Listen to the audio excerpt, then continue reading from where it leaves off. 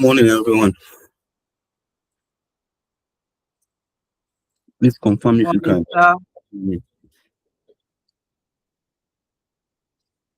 Yeah, good morning. When are we starting, sir? We are starting exactly now.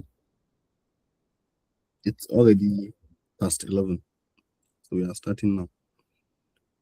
You can close your camera. Turn off your camera. Yeah, thank you. So let's start with what we have.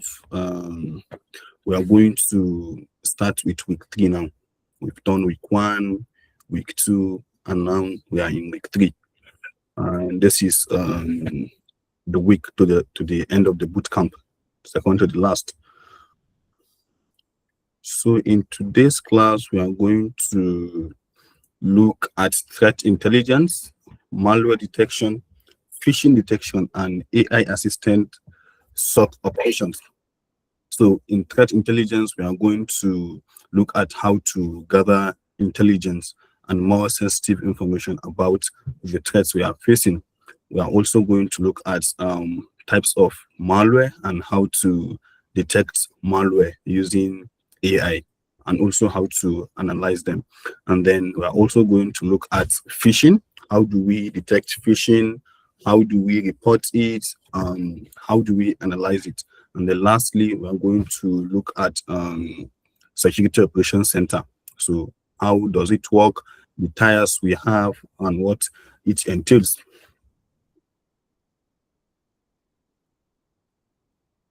Okay, so our learning objectives today are going to explain threat intelligence, malware analysis, phishing using AI, and also how to use AI in incident investigation. We are also going to understand how AI enhances threat analysis, VirusTotal for malware investigation. So there are going to be a lot of practicals into this class. We are going to use too many GPTs, generative AIs, for today's practical. So let's continue.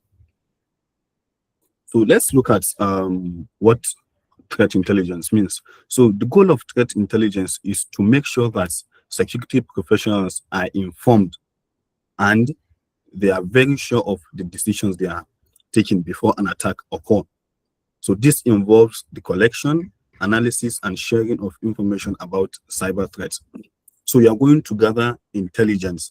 When we say intelligence, it can be technical intelligence, it can be IP addresses, it can be the tactics, techniques, or procedures that attackers do follow, right, to launch an attack. So you need to be always proactive, right, before the attack occurs, so that you can gather all information and make collective decision that can prevent you from cyber attacks. And even if the attacks happen, how do you respond to those attacks? So this is threat intelligence, and this is how it will help you. So we have the following types of threat intelligence. So we have the strategic threat intelligence, in the sense that we gather high-level trends, like the most popular trends in attacks, and then we analyze the risk associated with it, mostly in companies and organizations. This is not individual. And then we have tactical intelligence. So there is what we call MITRE ATT&CK framework. So MITRE ATT&CK framework helps us in understanding what we call TTP, tactics, techniques, and procedures. So whatever threat you are going to analyze, so you need to make sure you understand these 3 things: and the tactics the attackers are using, the techniques they are using, and what procedure do they follow. So this MITRE ATT&CK framework will help you in understanding how to respond to those attacks and how to secure yourself from those attacks. So they have their own website. It's a complete framework that you can visit and then explore. So we are going to look at it also. And then we have operational intelligence. So in operational intelligence, what we mostly do is we launch campaign, right? So when we launch that campaign, it's just like a simulation, right? So you launch a simulated campaign and then gather the intelligence that you can use to make informed decisions. And then the last one is technical intelligence. So in this, we gather IP addresses. There are some online tools that we can use to check if an IP address is abusive, or IP address is blacklisted, or maybe someone has already reported the IP address before it reaches you. So you gather IP addresses, domain names, hashes, and these uniform resource locators. How many are we in this class? Okay, we are 12. Okay.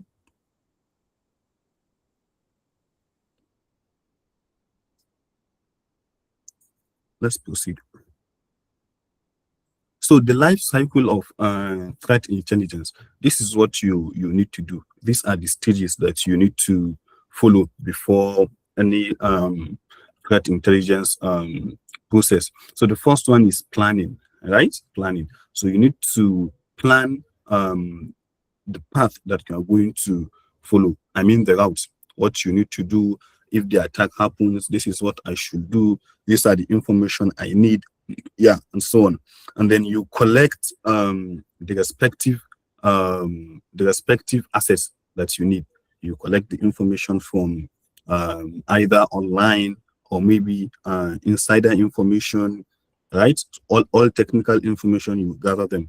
And then the next stage is to process them, right? After collecting all the information, and then the information are going to undergo processing. You process them and then analyze them, which is the fourth stage, right? So after you analyze them, and the last one is dissemination. So in this fifth stage is where you get your report. After getting the report, then you give feedback to the executives. Let's say you are working in a company and you've done all the previous stages. So after collecting feedback, you need to report everything that you have, right? Your summary to your executives or top management level in the organization, because you are going to advise them on what to do. Yeah. So there are a lot of sources that we can try threat intelligence. The first one, we have open source intelligence, which is OSINT. So OSINT is a framework. Yeah, framework. It has a lot of websites, lots of softwares that you can use to gather information such as email addresses, IP addresses, information about companies, information about individuals. Let me show you how it is. So you go to OSINT framework, and then you open the first one. So this is it. This is OSINT framework. This is it. Please confirm if you can see my screen. We can see your screen, sir. I can see your screen. I can't speak for others. Yeah. So this is OSINT framework. This is the top level. It means everything started from here. This is the root of the tree, right? So here, when you come up, you can see that everything that relates to username intelligence or gathering, you can just come to this username and click it.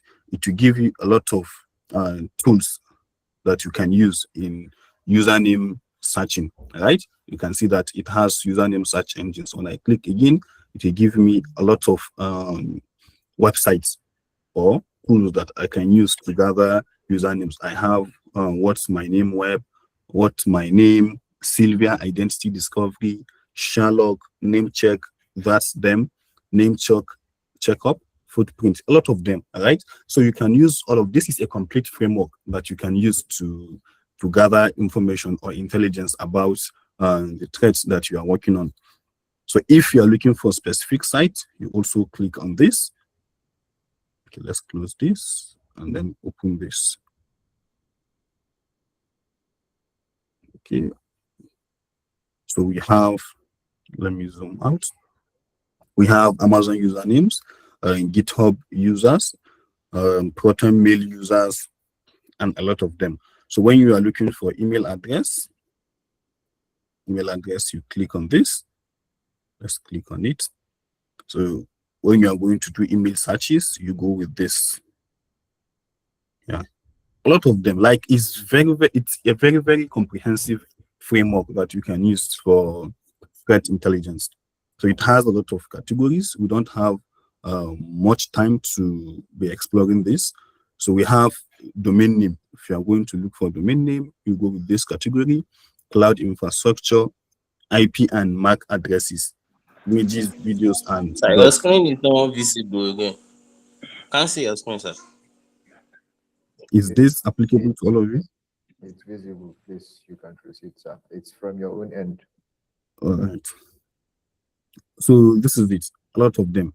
If you want to check anything about business records, you come with this category, as you can see. If it's relates to annual reports, general info, and news, company profiles, and these company profiles makes maybe their CEC, Corporate Affairs Commission documents, MEMAS, and lot of that.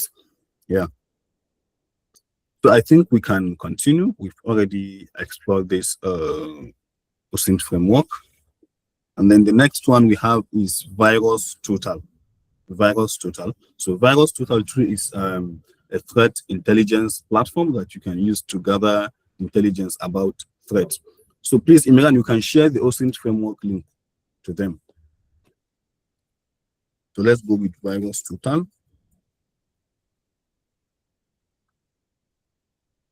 So this is VirusTotal. So when you open VirusTotal and you want to start your analysis, so it asks you for three things, right? So you choose the one that you are okay with.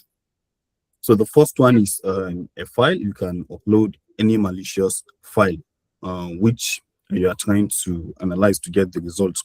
Or you can give them a URL. Maybe someone sent you a phishing link or any link that you do not trust. So you can just come here, paste the link, and then try searching it. Yeah. And then if you are looking for any file hash, domain name, IP address, or URL, you can also paste it here and then make the searches. So in the subsequent slides, when we are going to look at the practicals, we'll check on this. But just know that this is VirusTotal. You can bookmark the link. And then we have abuse IPDB. And this is also a platform that you can search for IP addresses that are blacklisted or abusive. Someone has already reported them. So the moment you put the IP address and you've seen a negative report, right, on it, so you don't need to accept anything through that IP address. We have another one, which is CISA Advisories, Microsoft Security blog. So this blog of Microsoft Security, and they always post news about security and threat intelligence reports, so you can also explore them.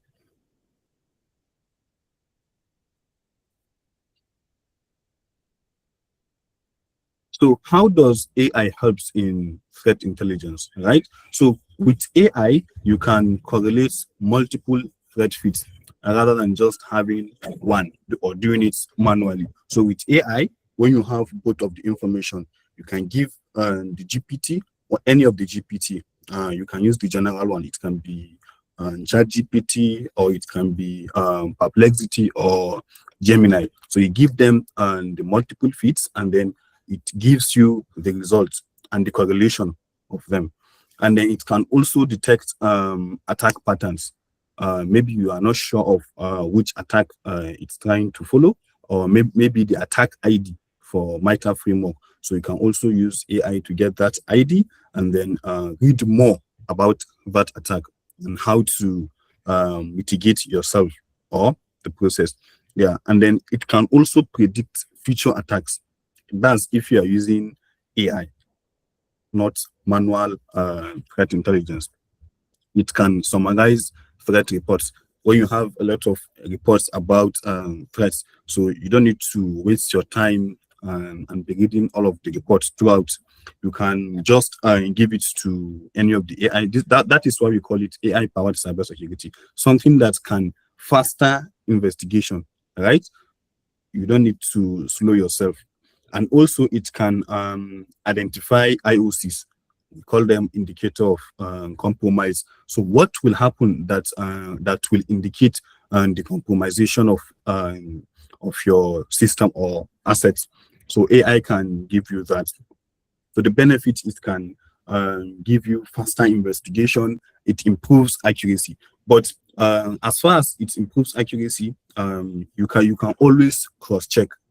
Don't always depend on AI. AI, artificial intelligence, is just to give you clue and make you think faster.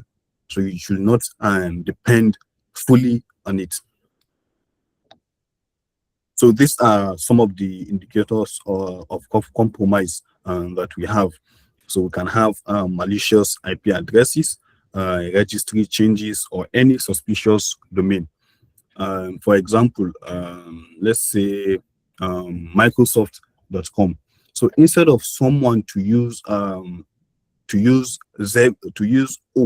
the Microsoft, so they can just use 0 in the Microsoft, which you will find it very difficult to identify. They just change O with 0. So it's going to be very difficult for you to identify. So once you can detect suspicious activities in some domain names, you can just go to maybe VirusTotal and try to scan it, or any process that is suspicious, and then file hashes and email addresses. So these are some of the indicators of compromise that we have. We call them IOCs. So we have a prompt example here for threat intelligence. So it says you are a cyber threat intelligence analyst. Look at what we are going to give to AI. In the first sentence, we already specify that you are a cyber threat intelligence analyst. So this AI is going to act exactly as a professional intelligence analyst. And then it continues: analyze the following threat intelligence reports, summarize the key findings, identify the threat actor if known, extract the indicators of compromise, explain the attack techniques used, map them to the MITRE ATT&CK framework, and assess the potential impact and recommend mitigation measures. Just look at this prompt. Like, it contains everything that a professional analyst needs. Let's try it. So you can try to use any of the AI, generative AI that you are familiar with. So which one should we use? Can you use Claude? Oh, okay. Why cloud? I prefer ChatGPT.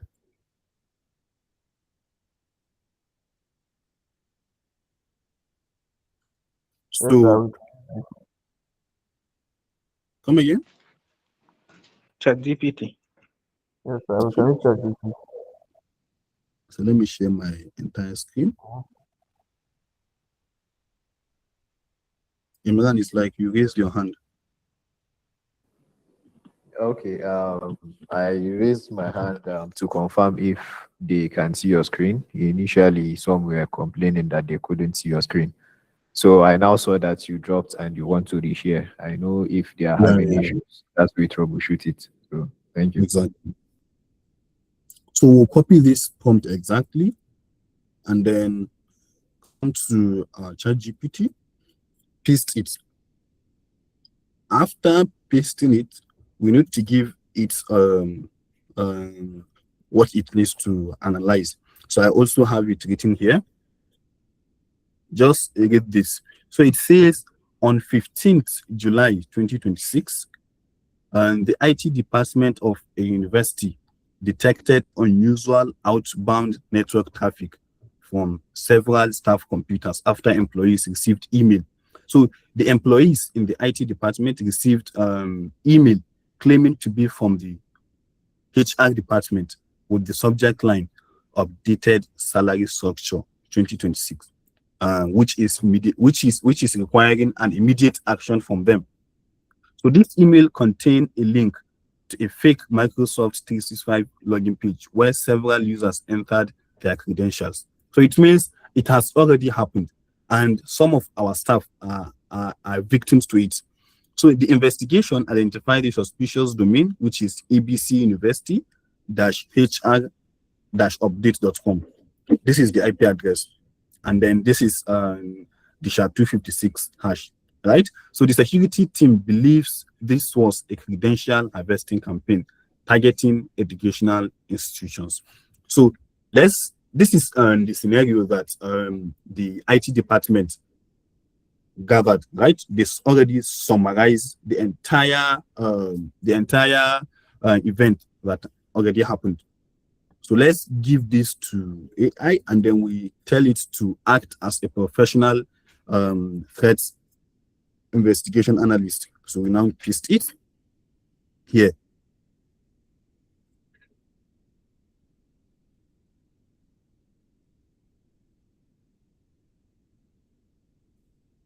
Okay, so this is the executive summary, right? So if you give this to your top management staff,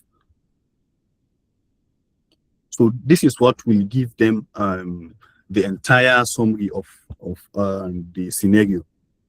These are the key findings: target organization, attack type, credential harvesting, or phishing, and it targeted university staff. Delivery method, phishing email. The threat actor is unknown because the report does not attribute the campaign to a known threat group based on the available evidence. So the activity appears to be an opportunistic phishing campaign focused on the education sector. So the attackers did not only focus on a specific target, maybe Apexium Technology or maybe Bio University, right? They only targeted a complete sector, which is the educational sector. So the email can be sent to anyone. This is the motivation, and then this are the indicators of compromise. So what will call your attention is the phishing email subjects. In it, it says what? Immediate action required, right? Updated salary structure. This is a malicious domain because this is not the legitimate domain of the university. And then it has a malicious IP address. So it has given you the attack techniques used here.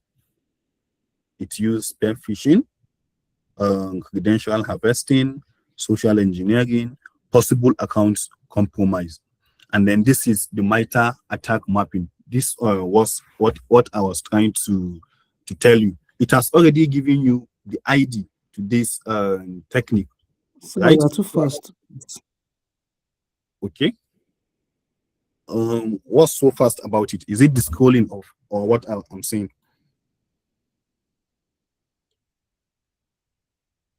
The scrolling, sir. Okay.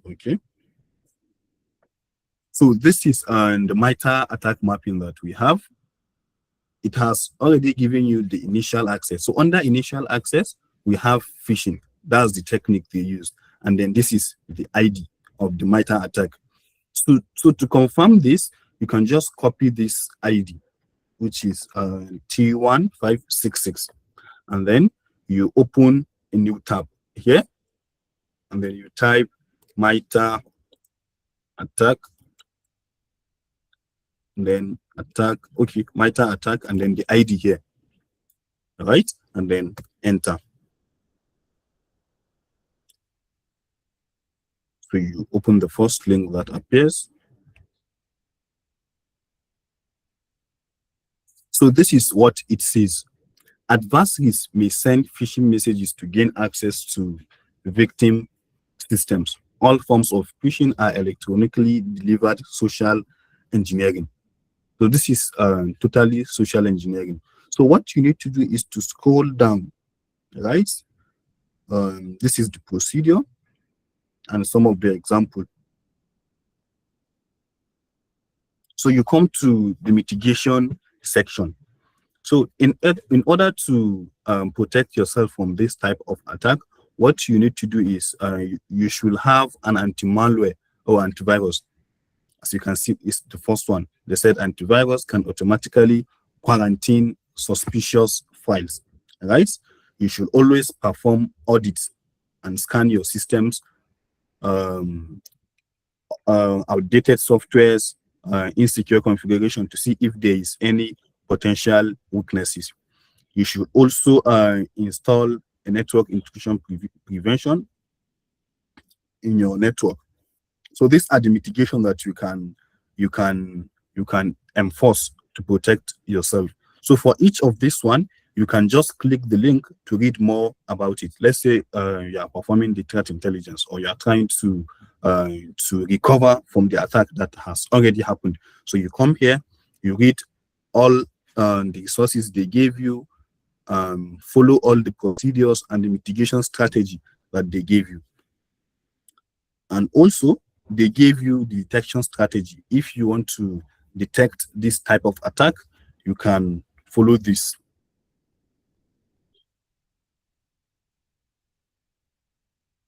And these are some references about the attack. So let's go back to our ChatGPT. Under initial access to, they used spear phishing link, and this is also the ID of the spear phishing. The reason why you see .002 here is because under phishing we have different types of phishing, right? We have whaling, we have smishing, we have phishing, right? We have spear phishing, right? So this T1566 means like it's a phishing attack, right? But under phishing attack we have spear phishing. So that's why you are seeing .002 here.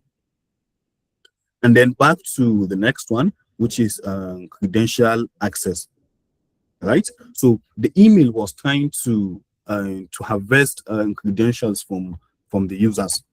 This is the code for credential harvesting, which is T1056.007. So it has given you all the information that you need, and you can just format the report, make it look formal and an executive report, and then you submit it to your management, and make sure that you have all the evidences attached to this report. So these are the impacts that could occur if the attack happened. These are the mitigation measures that the AI is recommending that you do.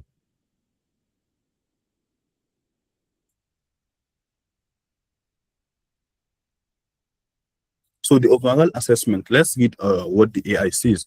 It says this incident is a credential harvesting phishing campaign that leveraged a convincing HR-themed email to steal Microsoft 365 credentials from university staff. So there is no specific threat actor that has been identified. So this is one of the prompts that we used to get this report. Let's go back to our slide.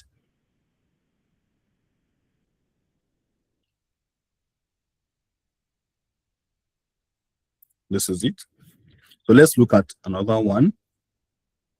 So the second one, it says the AI should act as a threat intelligence analyst, analyze the following IOCs, such as the IP addresses, domains, and file hashes, and it should determine whether they are malicious, assign a risk level, either low, medium, high, or critical, and also explain why they are suspicious, and recommend actions for detection, containment, and monitoring.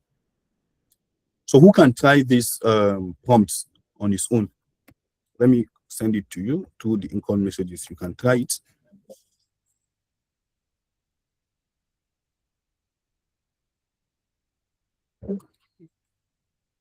This is it. And we have the scenario here. This is case 2. We have the scenario here.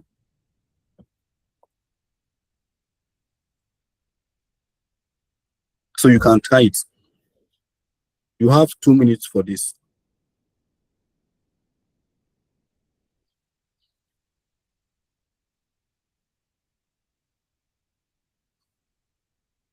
So please send a reaction if you are working on it.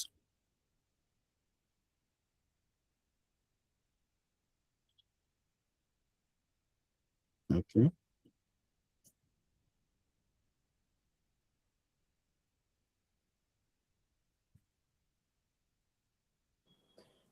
Are we having only Sulaiman working on it? More reactions, please.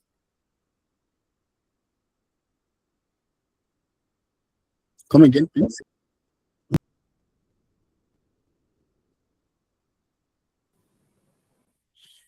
I said only Sulaiman reacted, so we want more reaction. Is it only Sulaiman that is working on it? Yeah, based on the reactions, I guess so. This is very bad.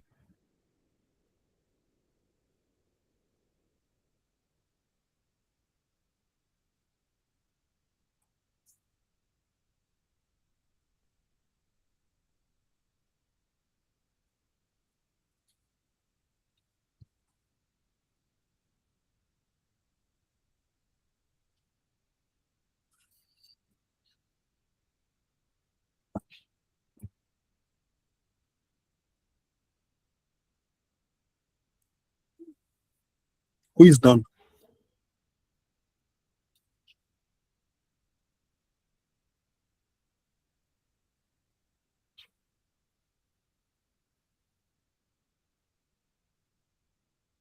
Who is done?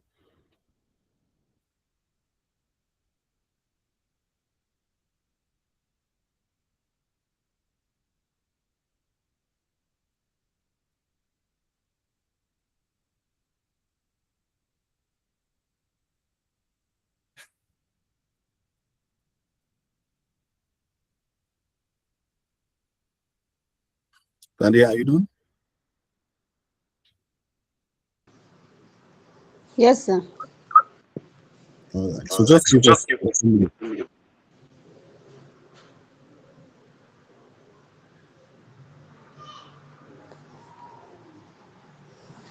So it stated the indicators, the assessment, and the risk level. Suspicious malicious act as the assessment is very high. The risk is high. The malicious is critical, and then the suspicious. What is this?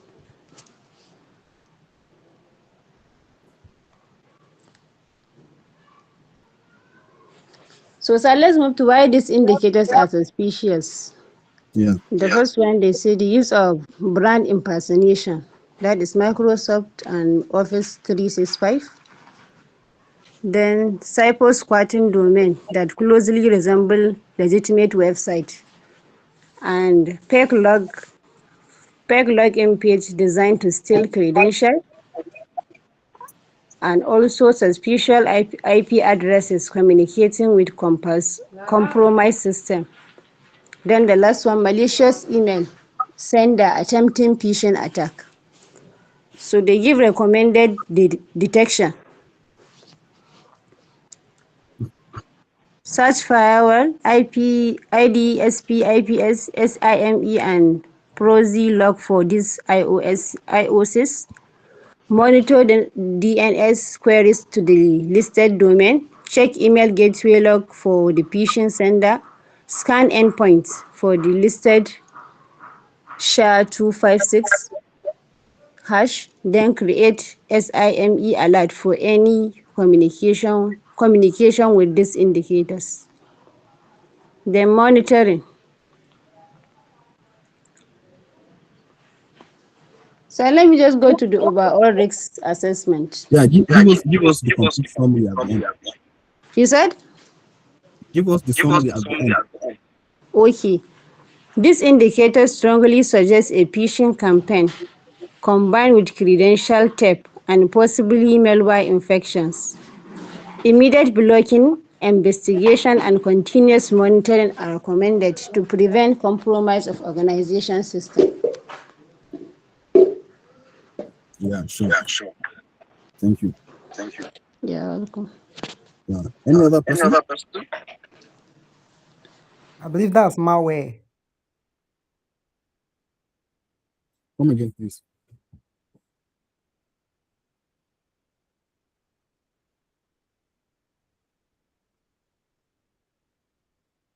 Let's look at another prompt.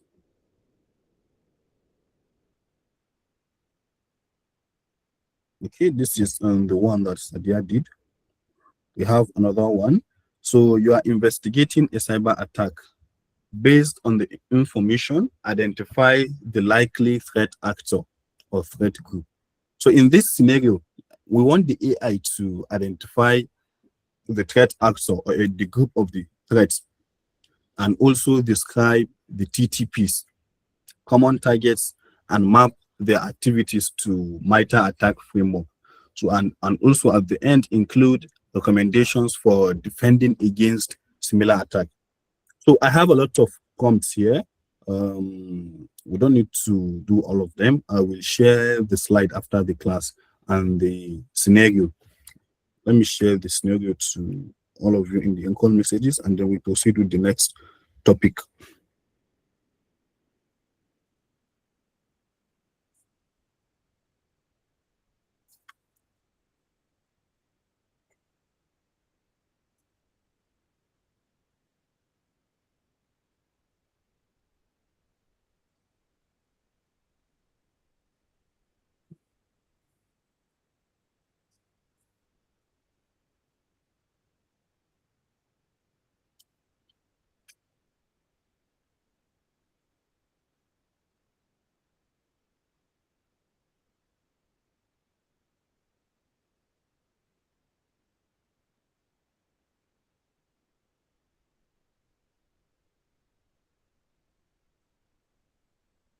Sorry, it's taking time to load.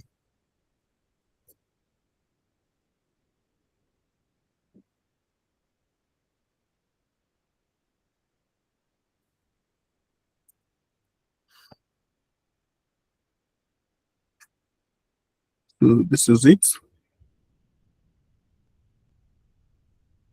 So when you receive the slide later, you can try all the prompts on your own.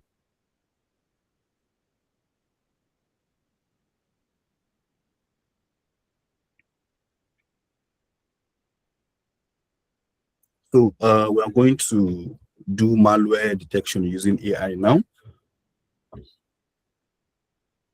So what is a malware? So whenever you hear a malware, it means a malicious software.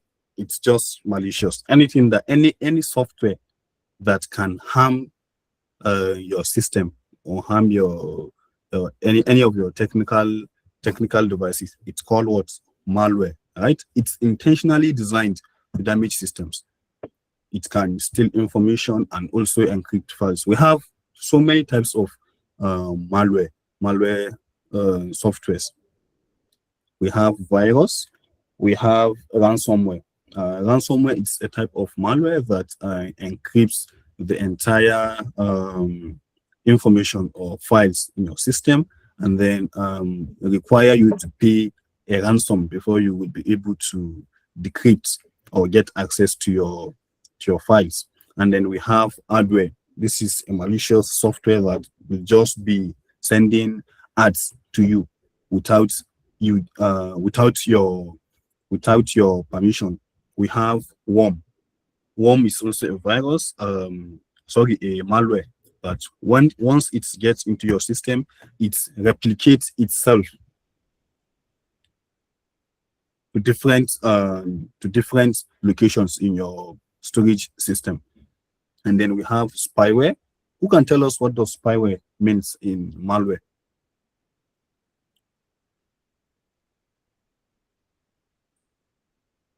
Anyone? Come again with the question, sir. What does spyware means? Spyware is like a type of malware that searches for information about maybe a threat actor is trying to gain information like personal information from maybe it's trying to hack into maybe a person. So it's looking for information about the So the person. main That's trying to- function of spyware is just to steal information, sensitive information from your system. That's its main function. Any of these malwares, they have their specific function. For example, keylogger. The main function of a keylogger is to just record what you are typing on your keyboard and then send it back to the attacker. And then Trojan malware. Trojan malware is a type of malware that gets into your system. It looks legitimate.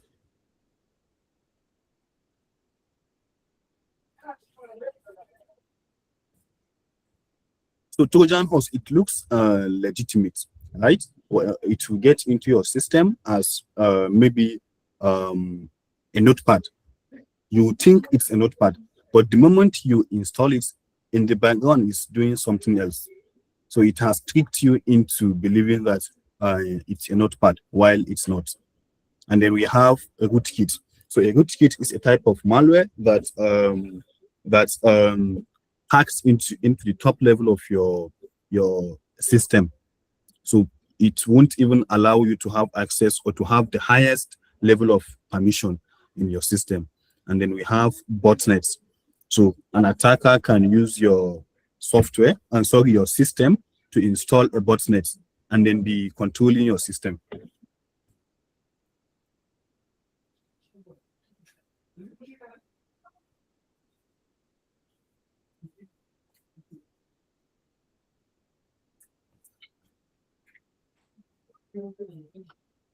So we have two types of malware detection. You can use either traditional, which is the one we regard as manual, and then we have the one that we regard as what? AI detection. So in the traditional one, you can use signature-based. So each of the malware, it has what? It has a signature that you can identify them with, right? Or maybe you can use a rule. Maybe any malware that tries to maybe gain access to sensitive information, just block it, or you can identify them with that. And then we have when it comes to AI detection, you can focus on machine learning, deep learning, or behavioral analysis, because there are some kinds of malwares that you can just identify them because of their behaviors. Maybe after you install them, they will look legitimate, and then later on, they will what? They will cause harm to your system. So based on the behavior, you can try to detect them. So even AI can do that, right? And then anomaly detection.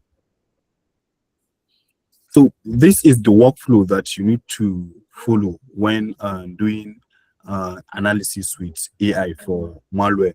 So the first thing that you need to do is to get access to the file that you are suspecting. It can be a file, it can be maybe a link, right? A file or a link.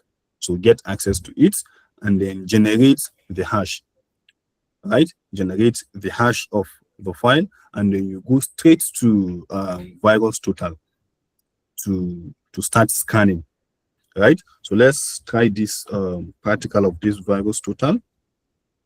Let me show you. So this is VirusTotal, but right now I don't have any malware with me. So what do I need to do? I will go to this website. We call it Malware Bazaar. Malware Bazaar. Just look at it, Malware Bazaar. So it has a lot of samples. It's just like a repository where each of the security professionals reports viruses or malwares. So you can just go there and check if you can download any of the sample and do your analysis. So you go straight to their database.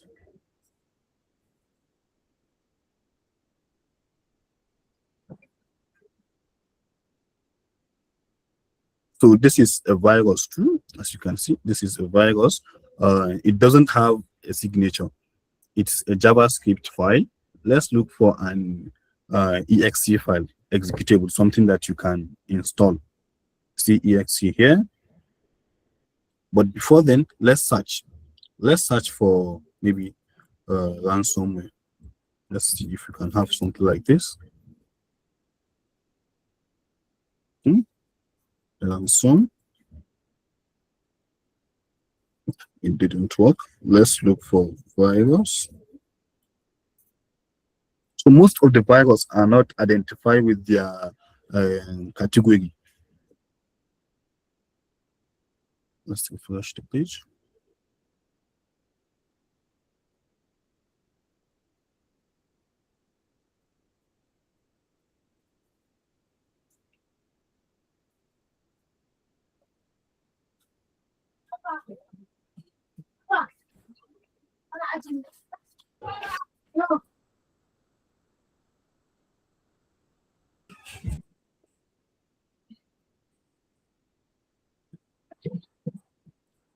So you scroll down. Let's look for anyone that you can analyze. So you have to be very careful because it can.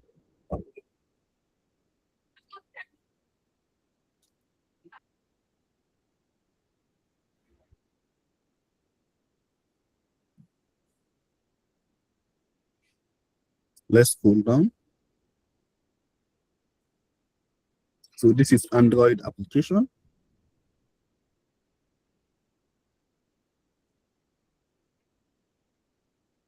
Okay, this is WannaCry. Let's click on it. Let's click on it.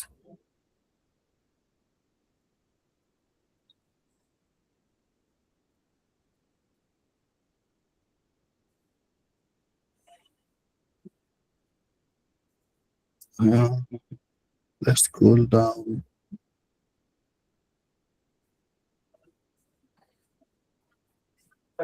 So let me download the sample here. So they are cautioning you. You are about to download a malware sample. By clicking download, you declare that you've understood what you are doing and that malware browser cannot be held accountable for any damage caused by downloading this malware sample. So please, I repeat, you need to be very, very careful because this can cause a serious damage to your system and you will not be able to recover. So just be careful. Like look exactly at what I will do. So the password for the zip file is what infected. So we need to extract the file. So I'll click on download. Let me save it in my document folder here.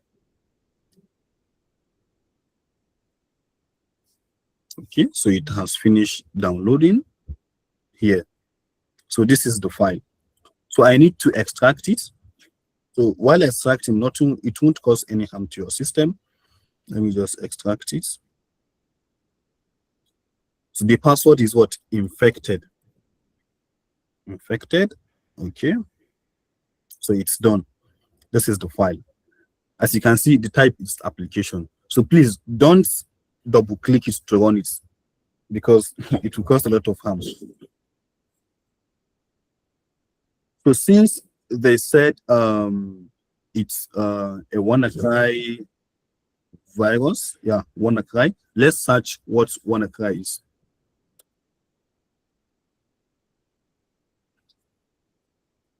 WannaCry virus. So look at what it is. It is a destructive ransomware worm that struck globally in May 2017. So it looked for hundreds of thousands of Microsoft Windows computers demanding Bitcoin payment. So it will encrypt everything in your system and then demand that you make payments in order to gain access to your files. Something that you own, but they are asking you to pay money in order to get your access back. So this is it. We just downloaded it, right? So the impacts, it infected an estimated 200 to 300,000 machines across 150 countries.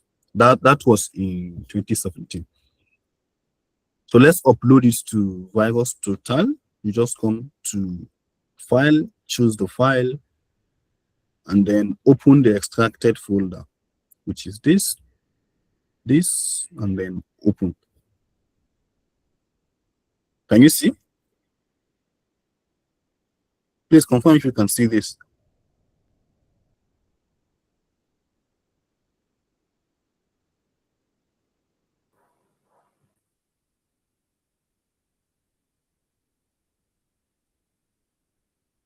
Yeah. So this is it. So these are some of the security vendors that tagged it as what? Malicious. So this RLab 3 version 3, they are security vendors and they make antivirus. So they say what? It's a Trojan malicious software that works what? Windows 32, one a crypto.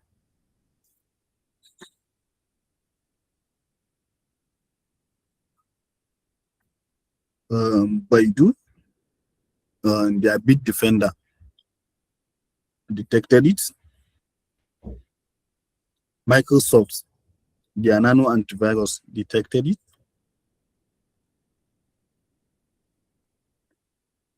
These are some of the security vendors that detected that is not a virus. So this is it. This is how to check if a software is malicious or not. Let's check the details.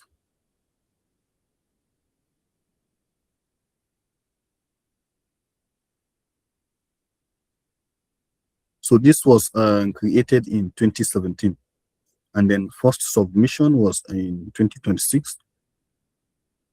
These are some of its names.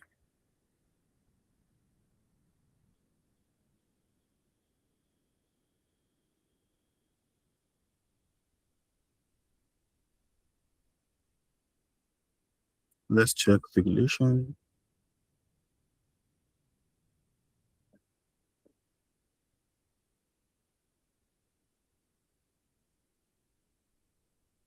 I want to sign in.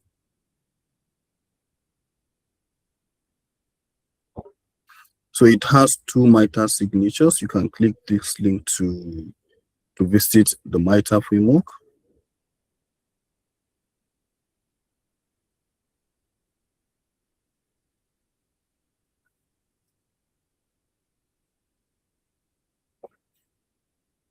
So it has the rating score in the community. It has 59/70. 59/70. So it's not advisable to install this on your system. Let me quickly delete it before we continue.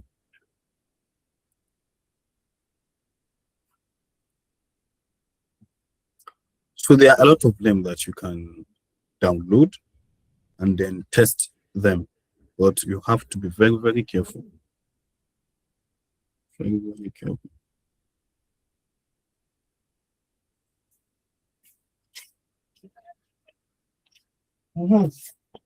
Imran, any issue? Yes, sir. So I just want to add a little bit on this, sir. Yeah. So the score rating was 59/70. I just want to notify them that if they check and they saw 1/70, they should not still trust the file. Legitimately, it's supposed to be 0/70. I just want to put that out because many times when you have students, they will be thinking if they have maybe a low number like 1, 2, they will think maybe the file is legitimate. So I just wanted to put that. Yeah. So please, you should take note of that.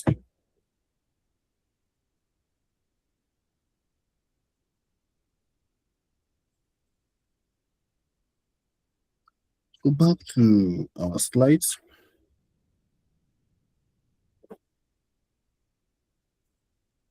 So we've looked at what? VirusTotal. We've looked at Malware Bazaar. So this VirusTotal and Malware Bazaar, they work hand in hand, right? So there is Windows Defender too.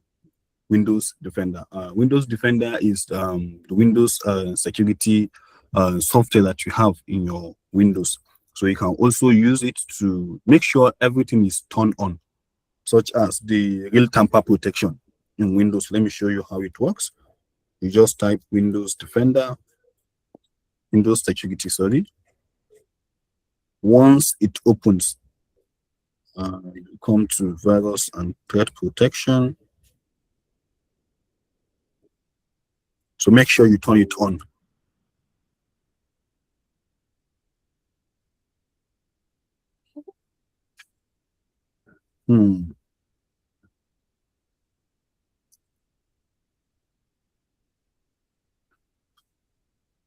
So you see account protection, I've already turned it on. Firewall and network protection is on too. And device security, device performance and health, no action needed. But under app and browser control, I need to turn it on. So let me just click on turn on. So there are some cases when you are trying to install a software, especially cracked software. They will tell you that you need to turn off this any of this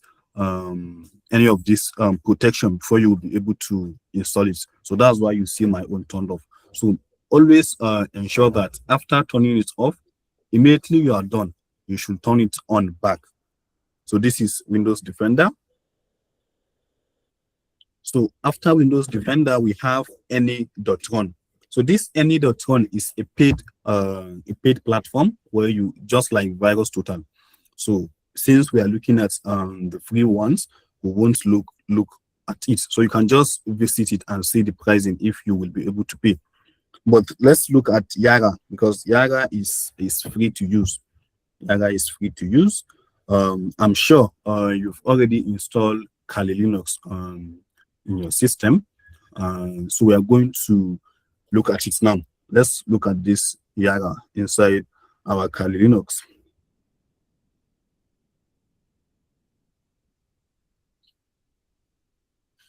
VirusTotal.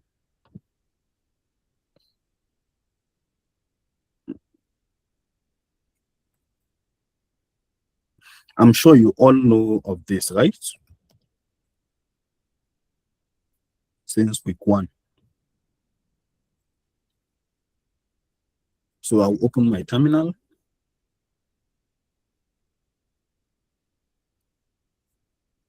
After I open my terminal, the next thing that I need to do is to install Yara, right? So to install Yara, you need to type sudo apt install and then Yara-y, which means yes, and then enter.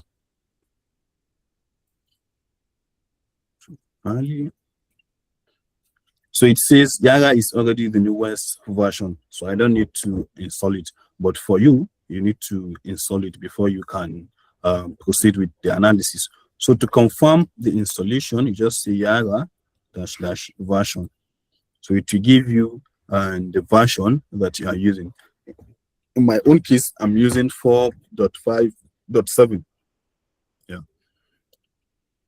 So Yara work with rules, unlike other threat intelligence software. So it works with rules. So let me just enter the folder that I created, Yara, then ls. So I have a first one here, which is keylogger.txt.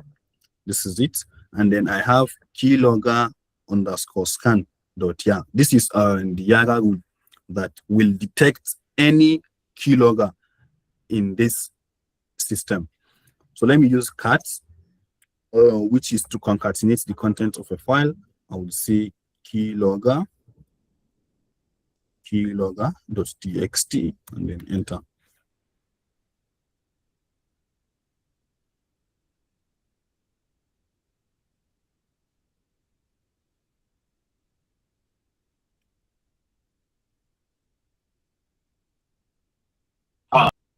Some function, keyboard hook, it should hook the keyboard of the system, capture keystrokes, monitor the clipboard of the system, monitor user activity, keylog, and then log the file. And also this should be hidden. So any software in this system that that validates this of the functions, so it will trigger it. So to run it manually, we do like this, Yara, and then we call the rule. Okay, let me cut the rule first. Cut keylogger dot yeah. Let's see the rule. So it's just similar to Python. It's a programming language. So this is how to write Yara rules. The name of the rule is what? Keylogger underscore scan, and then you open a curly braces and put the rule here. So this is the meta description. It detects what? Common keylogger keywords, right? So any keylogger that have any of these keywords, it will be detected. The condition should be what? 3 of them. As far as it contains 1, 2, 3, more than 3 or equal to 3, so it should be what? Detected. So these are the variables that we put, and these variables are the name of the what? Functions. So this is the rule. So let's scan it. So to scan it, we say Yara, and then we put the rule file, which is keylogger underscore scan dot ya, and then keylogger dot txt. Right? So in this case, it's because I don't have a keylogger in this system. That's why I just created a simple text file that contains these keywords, just to show you how it works. So I will now press enter like this. So the moment you see this, and that it has given you the name of the file, keylogger.txt, and then the name of the Yara file rule. So it means there is a match. There is a match. Let's try it with something that does not match. Let's say cat. Okay, nano. So that's why your previous assignment, you were asked to work on this Kali Linux command. We don't need to brush them in the class. So keylogger.txt. Let's change the content of this file. Let's delete this.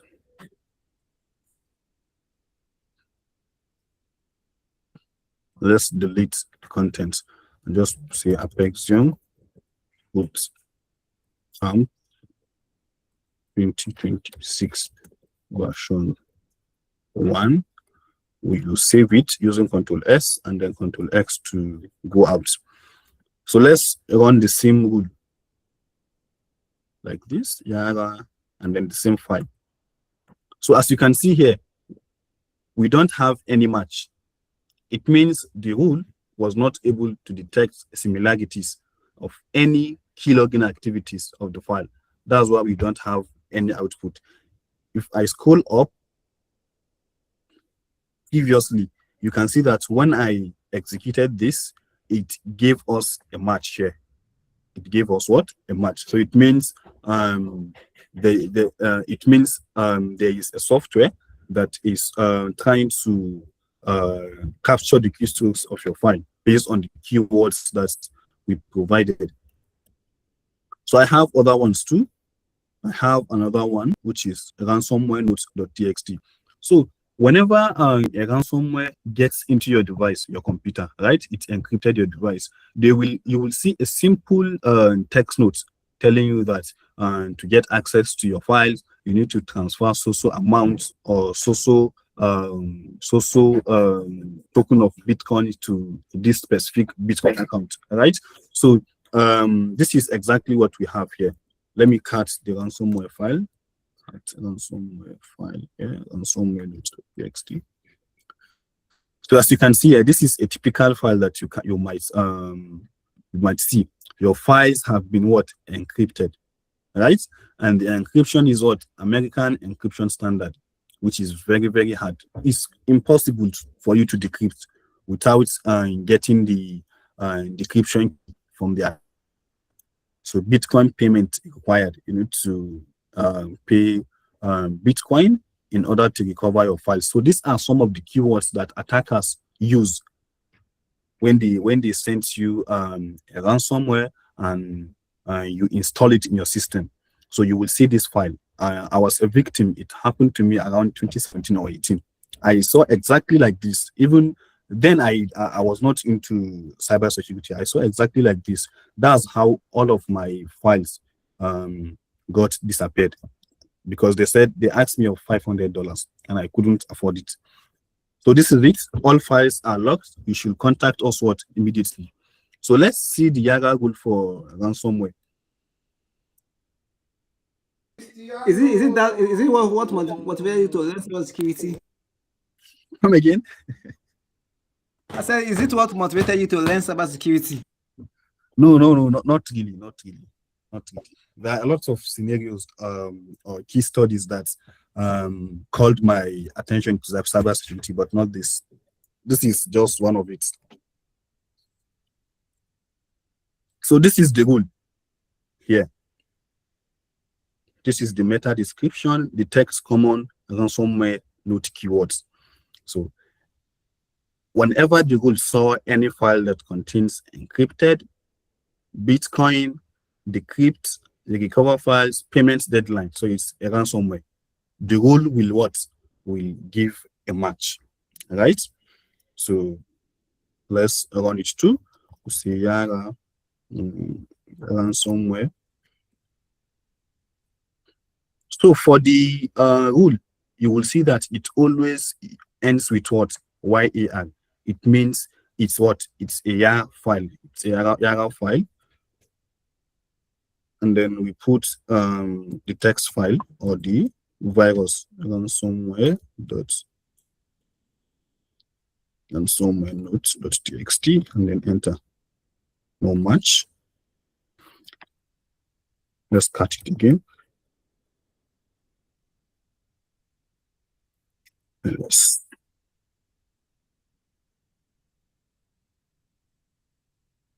Ransomware.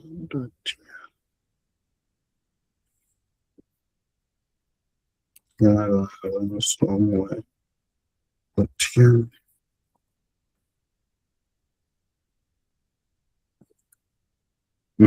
So you can see there is a match in this. There is a match. So it has captured 3 or more keywords in this file. That's why we have what? A match. So just a quick recap how to install Yara when you get access to your system. Sudo apt install Yara-y. Let me just send it in the in-call messages so that you can try to install it after the class and try your own analysis.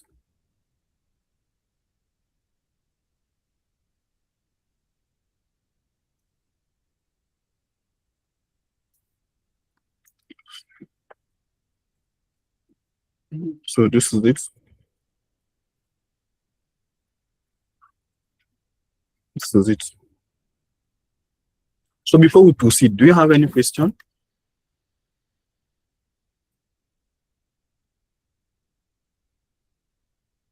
You can raise your hand if you have any question.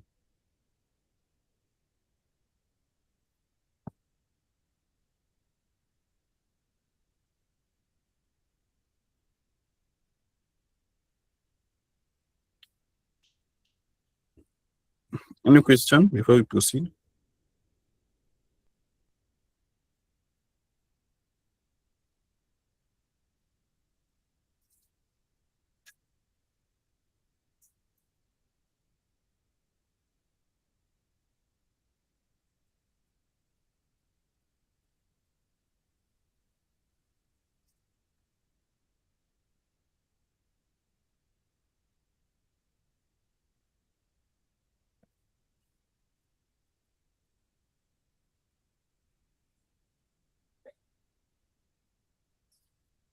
No question?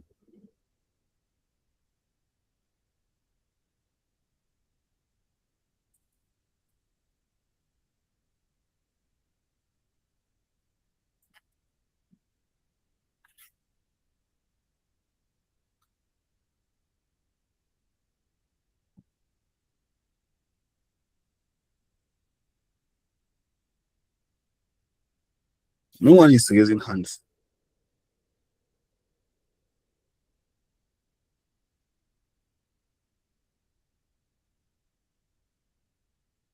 Or should I give you questions?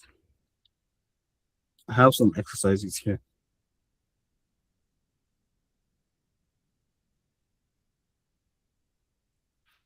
Okay. I have some exercises.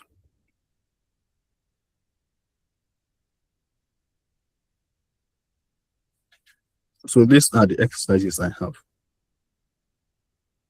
I'll call on someone to do it. So the first one is what? We need to identify the malware type that encrypts files, steals password, records keystrokes, and spreads automatically. Who can answer this question?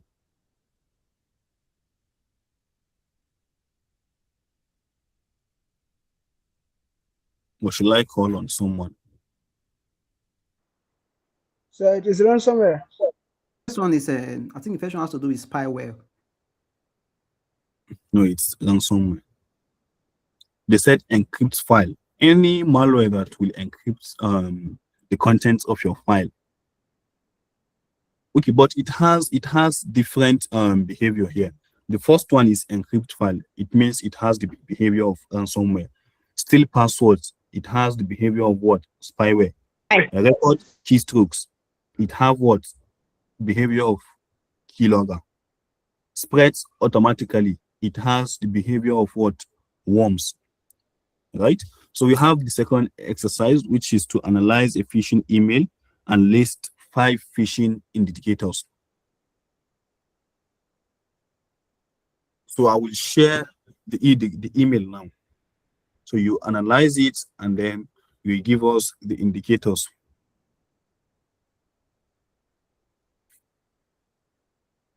Okay, sir. Let me show it.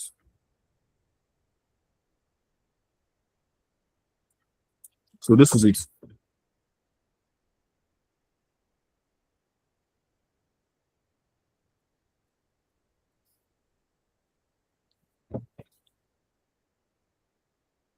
So what are the phishing indicators in this email?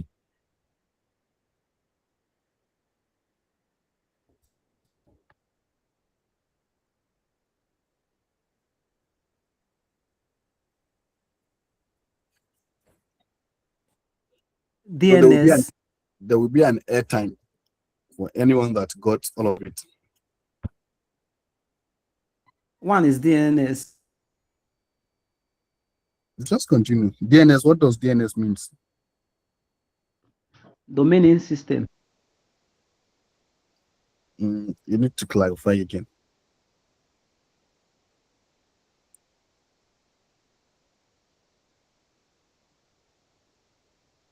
Any other person? Phishing email.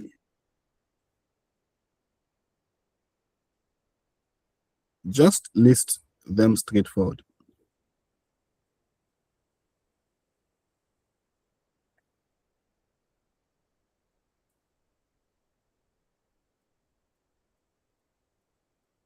So the indicators are Mhm. email address, domain, the URL, then the subject. Okay, you need to The explain email is high. any of them. Okay, sir. The email is high at risk. Even the domain name is high. And the URL is critical because it looks like a login page. You are not asked the severity of it. You are asked the indicators. What indicates that this is a phishing email? As a security professional, as you look at this email, what can you say for you to prove that this is a phishing email? I think Sir, there is urgency language. Agency language one. They say that immediate action is required. Then Mhm. the suspicious link, that the link does not match the university. It's just a created link. The link is not that stable. Why is it not stable? Sir, What because did it you said study? that there is the university link, no any special symbol within the university link. But this one has stated that there is some slash within the domain name of the university. Okay, two of it. Continue.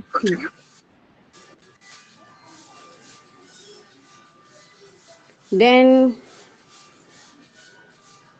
there is verification.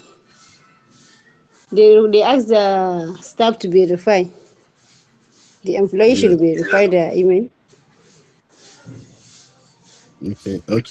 Maybe you could have say there is a penalty if an employee failed to do what they require. To verify, yes. Exactly. Any other one? Hmm, that is only one I can fetch for now. Okay. Let me help you. The email the receiver email, which is recipient staff at abcuniversity.edu, is also suspicious. You understand?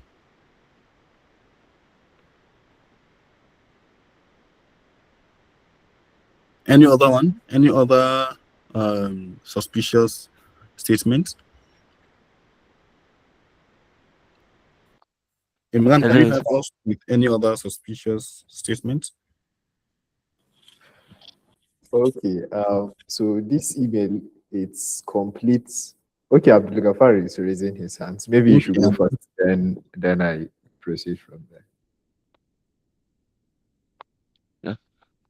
Hi, sir. Come again?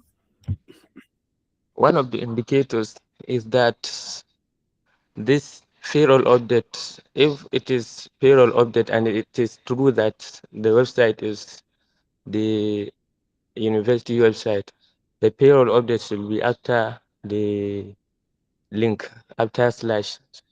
It should not be before in the URL. Okay, so it should be after the login. Yeah. Yeah, that's right too. Okay, thank you. So is it? I think Sadia stated most of them. Yeah, sir. Okay. So Sadia, you can send us your number. We'll see your reward.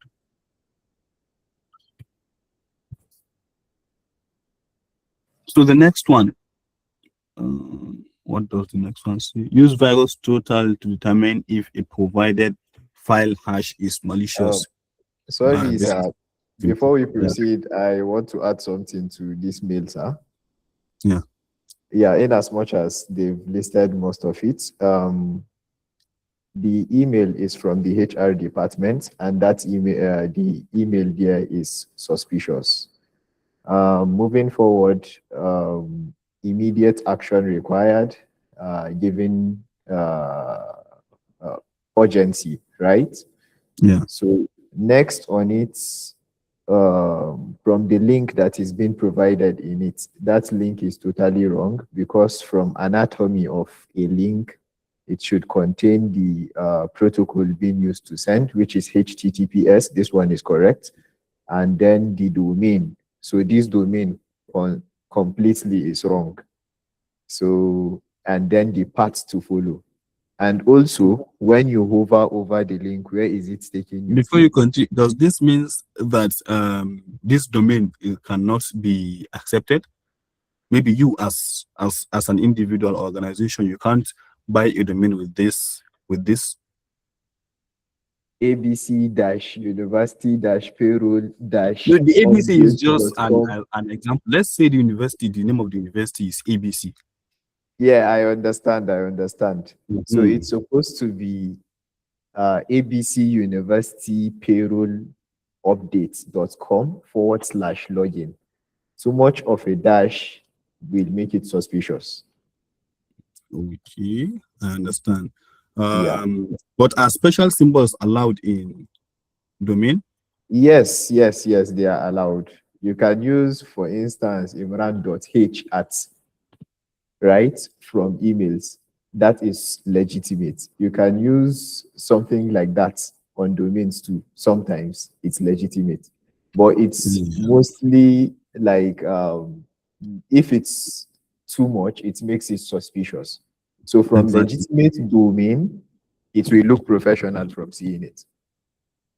Yeah, so professionally it can be ABC on the ABC underscore university or ABC dash university. That's all. .com Yeah, slash login. yes, yes. Yeah. Thank you.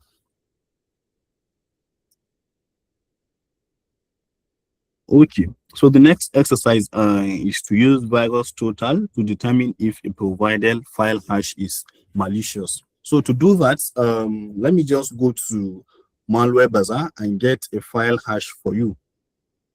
Where is the hash? Just a minute. I will send a hash now, and then you go to VirusTotal and try to see if it's legit or not.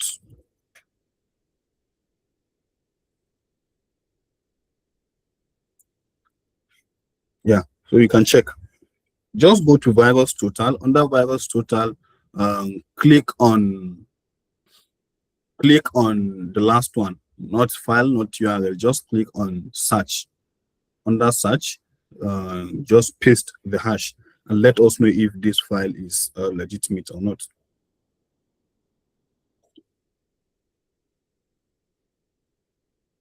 Abdulgafar, any issues?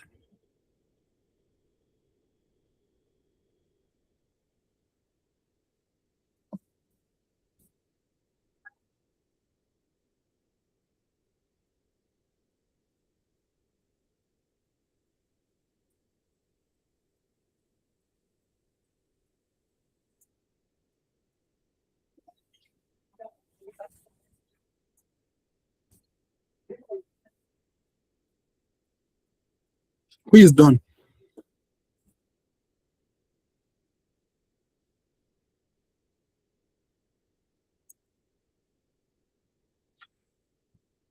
Who is done?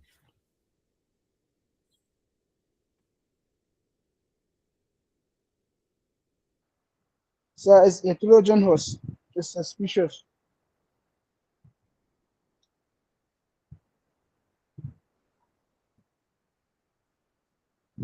So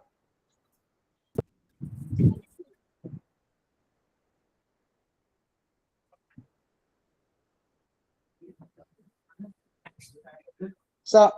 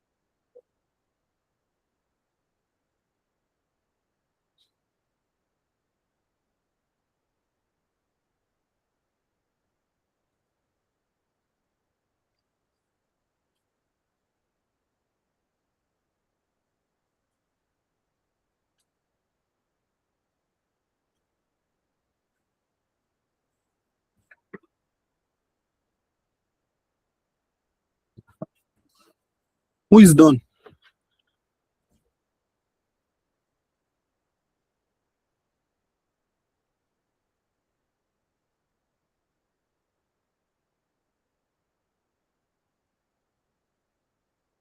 No one?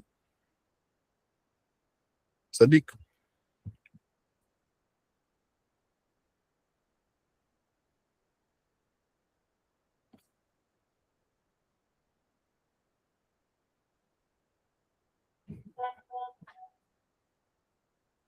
Sorry, please, which URL are we scanning? It's not URL, it's a file hash. I sent it in the income message. Let me share it again. Sir,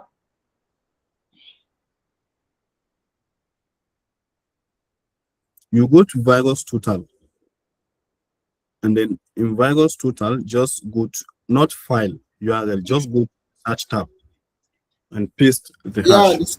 the scan is malicious. That's 36 over 70. What's the rating?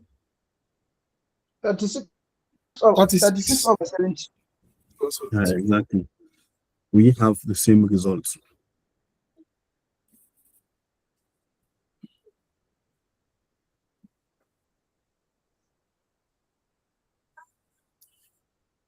Okay.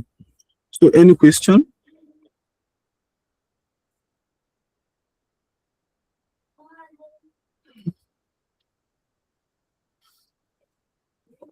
So you can try this after the class. You should prepare a 3 to 5 page report on a recent cyber attack. So these are what you need to include, and the overview of the attack. Is it malware or phishing? And you should also provide the indicators if applicable. So Sorry, excuse me. Are we to put, is it either ransom, they are phishing, or either of the three, right? yeah, either of the three or the two. So this is not your assignment. It's just something that you can do on your own. Assignment will follow. It will come by tomorrow or Monday. Yeah. Before we go straight to the last class of the bootcamp, the final week.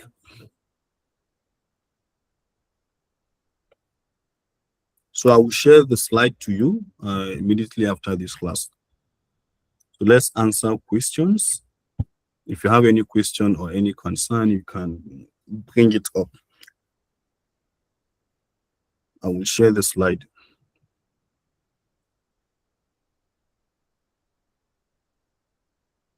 Sadiq, do you have any question? Sorry, sir, no. Okay. Any other person?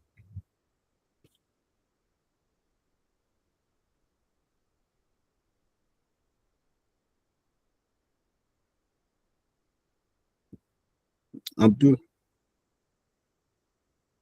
Yes, hello, sir. Yeah, Abdul. My question is that for this class takeaways, we are going to search for the attack ourselves. Yeah, sure. Okay, sir. Thank you. Yeah. Sadat. Good afternoon, sir. Good afternoon. Sir, please, can you add more explanation about that spyware attack? Okay, so spyware attack or spyware as a malware. Which of it?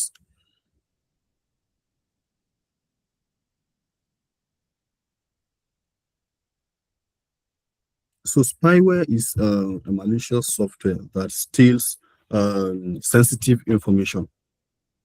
That's the main function. Its main function is to steal information from you. Okay, sir. Thank you. You're welcome.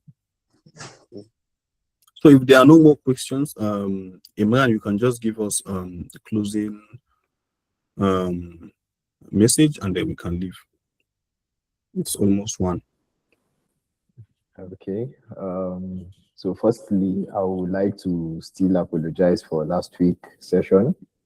We had serious network issues, which made us not to complete the session entirely. But I knew all of you guys had the scope and you understood everything. And from the performance and all information we've been seeing, you guys are doing good. And also for our week 1, Musadda, do you have a question? No, sir. Okay. So for week 1 assessment, you guys have seen the stuff and you've seen the 3 outstanding students that we had. So it's not that they are better than everyone. It's just that they performed like very differently, and all their works was very good.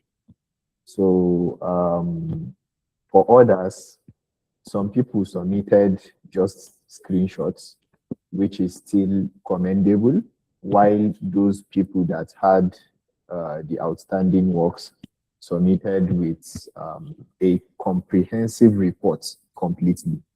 So that was what we used to assess them and give them what they had. So for the rest, I noticed some people are submitting exactly the task that is being given to them. Like, for instance, this is a question, maybe this question, this PDF file or a document file shared to you guys as the question. So some people think we don't normally check the stuff. Maybe we just want to see submissions and all. So they will submit exactly what we dropped to them. They will submit that back to us, or submit a random file back to us.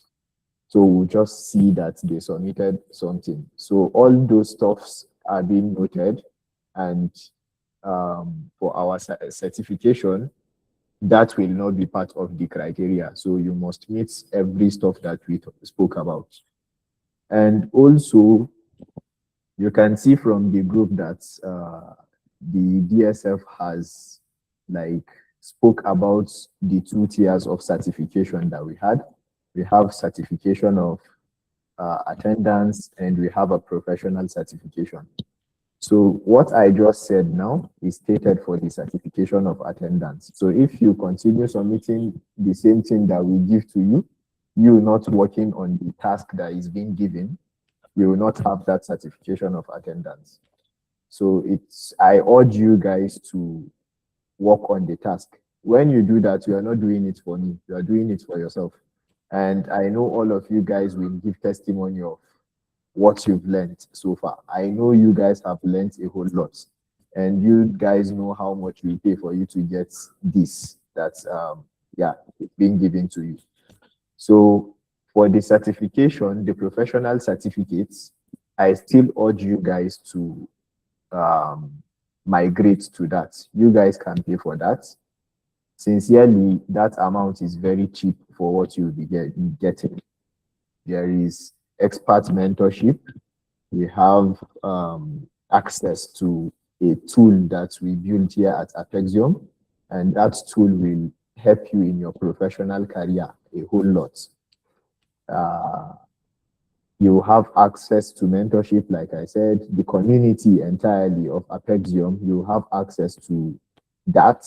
And in that community, you have many stuffs being posted, especially jobs, right?